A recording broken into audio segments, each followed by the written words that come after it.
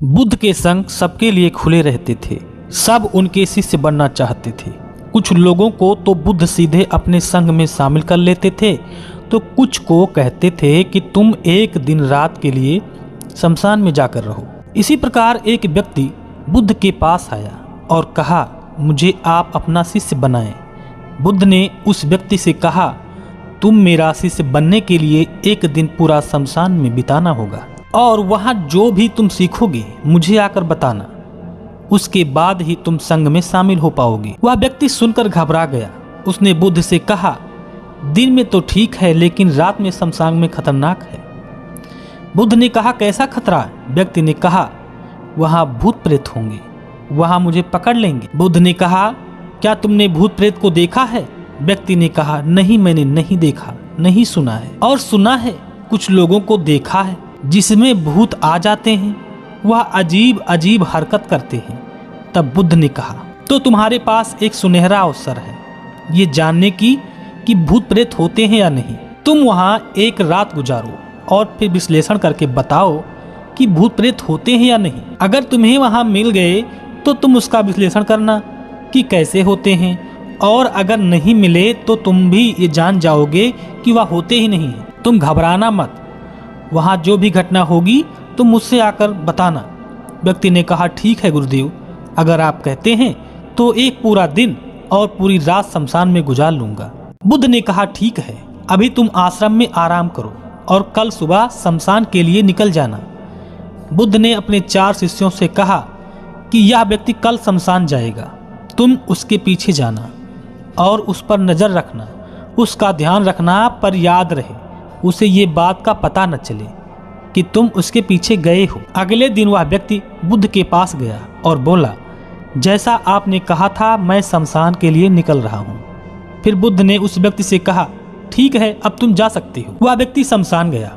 अगले दिन वह व्यक्ति बुद्ध के पास आया और बुद्ध ने उसे देखकर बुद्ध मुस्कुराए और बोले, तुमने एक पूरा दिन वहाँ गुजारा है, तुमने क्या देखा और क्या सीखा? व्यक्ति ने कहा, मैं वहाँ सुबह सुबह गया, कुछ देर बाद मैंने देखा कि कुछ लोग अर्थी को लेकर आ रहे हैं। कुछ लोग सामान्य थे तो कुछ लोग बेहद खुश थे। वह कह रहे थे कि उस व्यक्ति ने अच्छे कर्म किए हैं, यह बहुत किस्मत वाला है। उस बुजुर्ग के बेटे ने अपने पिता की चिता को अग्नि दी। वह कुछ देर वहाँ खड़ा रहा, उसके बाद एक एक करके लोग जाने लगे। थोड़ी देर बाद वहाँ 2 और अर्थी आई, जिसमें एक अर्थी किसी अमीर व्यक्ति की थी जो बहुत सजी धजी थी। उसमें बहुत सारे लोग थे, जबकि दूसरी किसी गरीब व्यक्ति की थी जो बेहद साधारण थी, उसमें कुछ ही लोग थे। अमीर व्यक्ति की चिता चंदन की लकड़ी से जलाई गई, गरीब व्यक्ति की चिता साधारण लकड़ी से जलाई गई।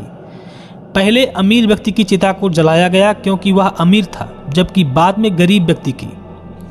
थोड़ी देर बाद दोनों व्यक्ति की चिता को जला दिया गया। उसके बाद सभी लोग वहां से चले गए, लेकिन मैं वहां खड़े उसे देख रहा था। बुद्ध ने कहा, तुमने उनकी चिता को देखकर क्या समझा? व्यक्ति ने कहा, बुद्ध, दोनों की चिता एक समान थी, दोनों का शरीर उस चिता में जल रहा था और सब एक समान ही थे। उसके बाद दोनों शरीर जल गए, अंतिम में जो बचा वह भी एक जैसा ही था। हे बुद्ध, उसके बाद वहाँ एक स्त्री की अर्थी आई। उस स्त्री का पति बेहद दुखी था और वहाँ आए सभी लोग काफ़ी दुखी थे। वह सभी उसके पति को सांत्वना दे रहे थे।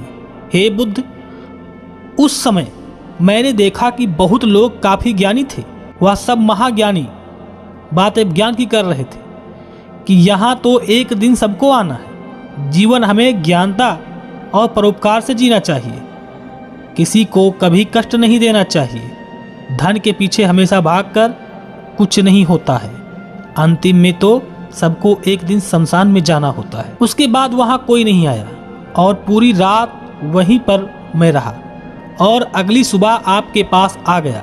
बुद्ध ने पूछा, क्या तुम्हें वहाँ कोई भूत प्रेत दिखा? व्यक्ति ने कहा, नहीं, मुझे वहाँ कोई भूत प्रेत नहीं दिखा। पूरी रात मैं अपने आप से डरता रहा, पत्तों से डरता रहा, जानवरों की आवाज़ों से डरता रहा, लेकिन पूरी रात मुझे कोई भूत प्रेत नजर नहीं आए। बुद्ध ने उस व्यक्ति से कहा, ठीक है, अब तुम जाओ और आश्रम में आराम करो। कल फिर एक दिन और रात के लिए तुम्हें शमशान में जाना हो। वह व्यक्ति सुनकर बोला, आप कैसी बात कर रहे हैं? आपके कहने पर आज मैंने पूरा दिन वहां रुका और रुककर वहां समय बिताया। मैं नहीं जानता हूं, अब दोबारा वहां नहीं जाऊंगा। बुद्ध ने कहा, देखो, खास चीज तुम्हें वहां जाकर मिलनी है, वह तुम्हें अभी तक नहीं मिली है। एक दिन और वहां रुको और तुम्हें वह चीज अवश्य मिल जाएगी। व्यक्ति कहता है, ठीक है, मैं आपके कहने से एक बार और चला जाता हूँ।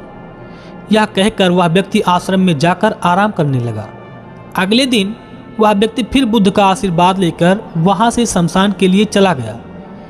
एक पूरा दिन बिताकर अगले दिन फिर बुद्ध के पास आया। बुद्ध ने पूछा कि जिस काम के लिए तुम वहां गए थे, क्या तुम्हें वो चीज मिली? व्यक्ति ने कहा, हाँ, मैंने वहां जो भी देखा और मुझे वो सारी चीजें मिली। बुद्ध ने कहा, तो बताओ तुम्हें वहां क्या मिला? व्यक्ति ने कहा, मैंने देखा कि कुछ लोग शमशान को मुझे अर्थी पर लेकर आ रहे हैं। मेरे पीछे 15 या 20 लोग चल रहे हैं और मुझे 4 कंधों पर उठा कर रखा है। मेरे पिता आगे आगे चल रहे हैं। कुछ लोग मेरे ऊपर फूल फेंक रहे हैं और कुछ मेरे रिश्तेदार मेरे पीछे चल रहे हैं। वह लोग बेहद दुखी हैं। मेरे पिता और भाई भी दुखी हैं। कुछ उन्हीं से दुखी होने का नाटक कर रहे हैं तो कुछ लोग मेरे पिता को सांत्वना दे रहे हैं। वहीं दूर खड़ा मेरा भाई बेहद दुखी है। कुछ लोग उसे सांत्वना देकर बोल रहे हैं कि तुम ही अब सबके इकलौते वारिस हो। कुछ लोग कह रहे हैं ये गलत हुआ, वह लड़का तो अभी जवान था और अभी तो उसने कुछ देखा भी नहीं था। उसके साथ ऐसी घटना हो गई, तभी मुझे अर्थी पर लिटा दिया गया और सारा क्रियाक्रम किया जाने लगा। मैं यह सब अर्थी पर लेटे देख रहा था। मैंने उस अर्थी से उठना चाहा लेकिन उठ नहीं सका। मैं सांस लेना चाहता था लेकिन सांस नहीं ले पा रहा था क्योंकि मेरे अंदर सांस नहीं थी। मैं अपने पिता को गले लगाना चाहता था लेकिन मैं उठ नहीं सकता था। मैं अपने भाई को गले लगाना चाहता था, उसे कहना चाहता था कि तुम माता पिता का ध्यान रखना, लेकिन बस लेटा देख रहा था, कुछ कर नहीं सकता था। उसके बाद मेरी चिता पर लकड़ियां सजाई गई और मेरा मुंह ढक दिया गया। मुझे उस चादर पर कुछ देर तक दिखाई नहीं दे रहा था। फिर उसके बाद मुझे गर्मी महसूस होने लगी। मैंने देखा कि मुझे जलाया जा रहा है। मेरे हाथ पैर जलने लगे, मेरी हड्डियां खाल जलने लगी और धीरे धीरे अग्नि ज़्यादा बढ़ती जा रही थी। मैं वहाँ से उठना चाहता था, मेरा दम घुट रहा था। मैं सांस लेना चाहता था लेकिन मैं ऐसा कुछ भी नहीं कर पा रहा था। मैं उस अग्नि में पूरी तरह खो गया। मैं पूरी रात खुद को एक ऐसे जलते देखता रहा। मैंने देखा कि अंतिम रूप से मेरे पास केवल मेरी राख ही बची हुई है। उस रात ना तो मैं डरा और ना मैं भागा और मुझे मृत्यु का एहसास हुआ और पता नहीं कहाँ मैं पूरी रात खोया हुआ था। और सुबह होते ही आपके पास आ गया बुद्ध। बुद्ध मुस्कुराए और बोले कि अब तुम संघ में शामिल हो सकते हो और वास्तव में ध्यान और ज्ञान होने के लिए ध्यान का बीज अंदर होना जरूरी है। वह बीज तुम्हें वहाँ कल रात मिला जब तुमने जाना कि सब कुछ नाश्वर है।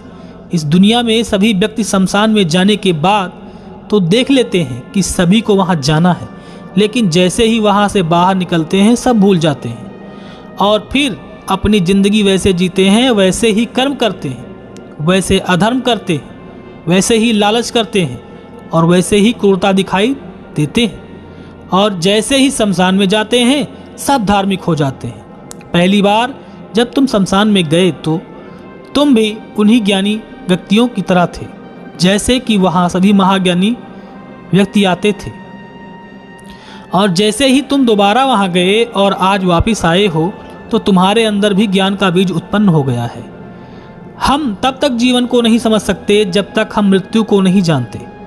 जो व्यक्ति बीमार है वही स्वास्थ्य के महत्व को समझ सकता है। जो ध्यान बीज तुमने कल रात पाया है अब उसे तुम्हें लक्ष्य बनाना है और ऐसा विशाल लक्ष्य तुम्हारे अंदर उत्पन्न होगा जो सभी को ध्यान की छवि से परिपूर्ण करेगा। दोस्तों, इस कहानी से आपको क्या शिक्षा मिली कमेंट बॉक्स में मुझे बताएं जरूर और वीडियो अच्छा लगा हो तो लाइक ज़रूर करें और चैनल पर नए हैं तो चैनल को सब्सक्राइब करके घंटी के निशान को दबाएं ताकि ऐसे ही महत्वपूर्ण टॉपिक पर मैं वीडियो बनाता रहूं और आपको इसकी सूचना मिलती रहे।